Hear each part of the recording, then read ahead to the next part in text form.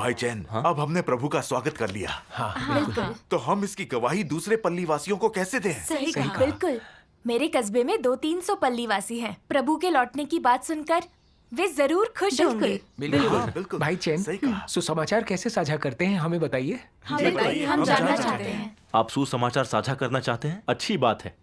महत्वपूर्ण यह है कि लोगों की धारणा दूर करने में सत्य का प्रयोग किया जाए। सर्वशक्तिमान परमेश्वर को स्वीकारते समय विश्वासियों की सबसे बड़ी बाधा क्या है? हमारे अंदर कई धारणाएं और कल्पनाएं होती हैं। बिल्कुल सभी सोचते हैं कि प्रभु आने पर सबसे पहले पोप को प्रबुद्ध करेगा, फिर पोप बिशपों, पादरियों और पल्लीवासियों को बताएगा। इस मुद्दे पर मैं पहले भ्रमित था। अगर एक भाई ने मेरे साथ सत्य पर संगति कर इसे स्पष्ट ना किया होता तो मैं शायद इसे स्वीकार नहीं पाता। इसलिए सबसे अहम बात खुद को सत्य से लैस करना है। सर्वशक्तिमान परमेश्वर के वचन पढ़ेंगे। हाँ, बिल्कुल सही। उसने काफी सत्य व्यक्त किए हैं। अगर हम उन्हें ज्यादा से ज्यादा पढ़ें और सुनें तो सत्य समझकर हम सभी की धारणाएं और मुद्दे हल कर पाएंगे। आमीन।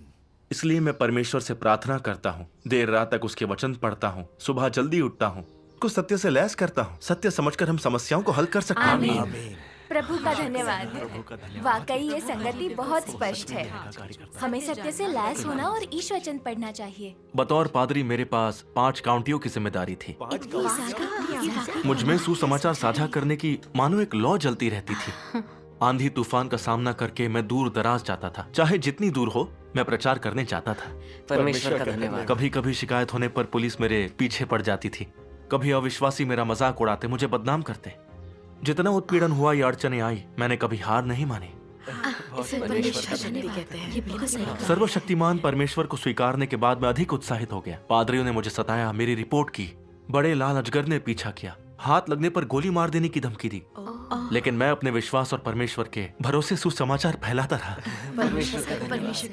ये वाकई बहुत अद्भुत है। पिछले कुछ वर्षों में मैंने काफी प्रचार किया है। परमेश्वर के कार्य के सत्य के बारे में मेरी सोच और स्पष्ट हो गई है। सुसमाचार सुनने वालों के सवाल संगति के जरिए हल कर पाता हूँ। अब मुझे इसमें बेहतर नतीजे मिल रहे हैं। उनकी सराहना करता हूं। अगर हम भी भाई चैन जैसा प्रचार करें तो हम अनेक लोगों को पा सकते हैं।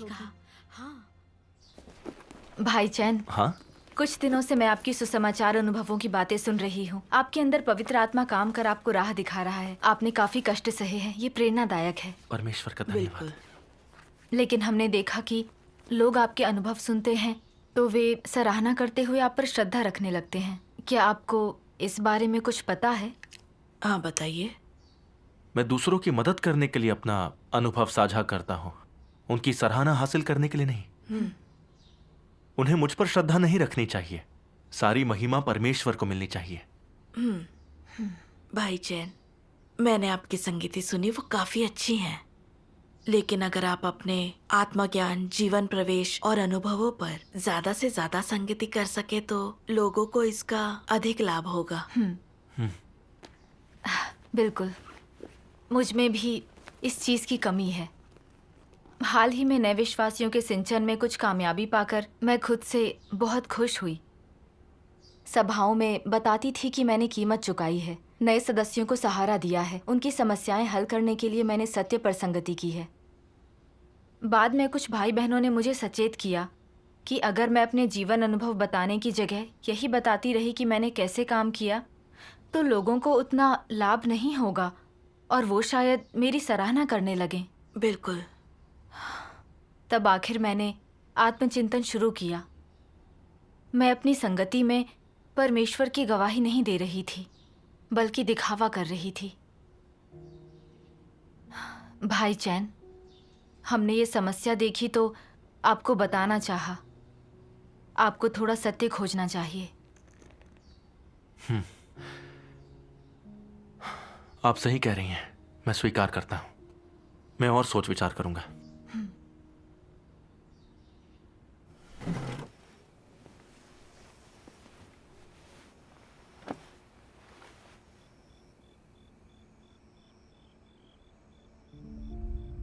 ये भाई चैन है। भाई चैन। नमस्कार भाई चैन। तो सब आ चुके हैं? हाँ। इसलिए मैं परमेश्वर से प्रार्थना करता हूँ, देर रात तक उसके वचन पढ़ता हूँ, सुबह जल्दी उठता हूँ, खुद को सत्य से लैस करता हूँ। सत्य समझकर हम समस्याओं को हल कर सकते हैं। आमीन।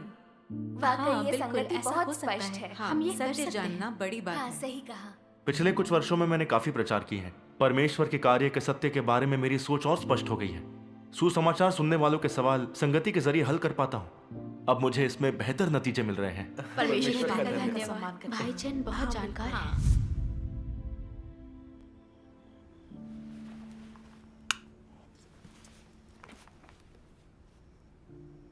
कुछ लोग विशेष रूप से पौलुस को आदर्श मानते हैं। उन्हें बाहर जाकर भाषण देना और कार्य करना पसंद होता है। उन्हें सभाओं में भाग लेना और प्रचार करना पसंद होता है। उन्हें अच्छा लगता है जब लोग उन्हें सुनते हैं, उनकी आराधना करते हैं और उनके चारों ओर घूमते हैं। उन्हें पसंद होता है कि दूसरों के मन में उनकी एक हैसियत हो, और जब दूसरे उनके द्वारा प्रदर्शित छवि को महत्व देते हैं तो वे उसकी सराहना करते हैं। आओ हम इन व्यवहारों से उनकी प्रकृति का विश्लेषण करें। उनकी प्रकृति कैसी है? यदि वे वास्तव में इस तरह से व्यवहार करते हैं तो ये इस बात को दर्शाने के लिए पर्याप्त है कि वे अहंकारी और दंभी हैं। वे परमेश्वर की आराधना तो बिल्कुल नहीं करते हैं। वे ऊंची हैसियत की तलाश में रहते हैं और दूसरों पर अधिकार रखना चाहते हैं, उन पर अपना कब्जा रखना चाहते हैं, उनके दिमाग में एक हैसियत प्राप्त करना चाहते हैं। यह शैतान की विशेष छवि है। उनकी प्रकृति के पहलू जो अलग से दिखाई देते हैं वे हैं उनका अहंकार और दंभ, परमेश्वर की आराधना करने की अनिच्छा और दूसरों के द्वारा आराधना किए जाने की इच्छा। ऐसे व्यवहारों से तुम उनकी प्रकृति को स्पष्ट रूप से देख सकते हो। वे सभी जो मसीह विरोधियों के मार्ग पर चलते हैं स्वयं का उत्कर्ष करते हैं और स्वयं की गवाही देते हैं। वे स्वयं के बारे में शेखी बघारते हैं और आत्म प्रशंसा करते हैं, और उन्होंने परमेश्वर को हृदय में तो बिल्कुल नहीं लिया है। मैं जिस बारे में बात कर रहा हूं, क्या तुम लोगों को उसका कोई अनुभव है? बहुत से लोग लगातार खुद के लिए गवाही दे रहे हैं, मैं इस तरह से या उस तरह से पीड़ित रहा हूं, मैंने फला फला कार्य किया है। परमेश्वर मेरे बारे में खास तौर से ऊंची राय रखता है। उसने मुझे ऐसा ऐसा करने के लिए कहा। अब मैं फला फला हूं। वे जानबूझकर एक निश्चित लहजे में बोलते हैं और निश्चित मुद्राएं अपनाते हैं। अंततः कुछ लोग इस विचार पर पहुंचते हैं कि ये लोग परमेश्वर हैं। एक बार जब वे उस बिंदु पर पहुंच जाएंगे तो पवित्र आत्मा उन्हें लंबे समय पहले ही छोड़ चुका होगा। यद्यपि इस बीच उन्हें बाहर नहीं किया जाता या निकाला नहीं जाता और उन्हें सेवा प्रदान करने के लिए आसपास रखा जाता है।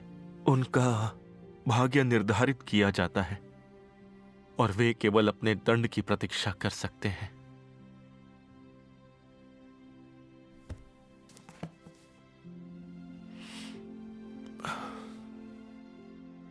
ये स्थिति बिल्कुल मेरी जैसी है। देखा जाए तो मैं पौलुस के रास्ते पर चल रहा हूं। ये कितना खतरनाक है। परमेश्वर के वचनों ने जैसे इंसान को उजागर किया है, मैं बिल्कुल वैसा हूं। हे परमेश्वर, मैं थोड़ा सा काम करता हूं, फिर तारीफ बटोरने के लिए दिखावा करने लगता हूं। मेरे दिल में तुम्हारा डर नहीं है। मैं कितना अहंकारी हूं।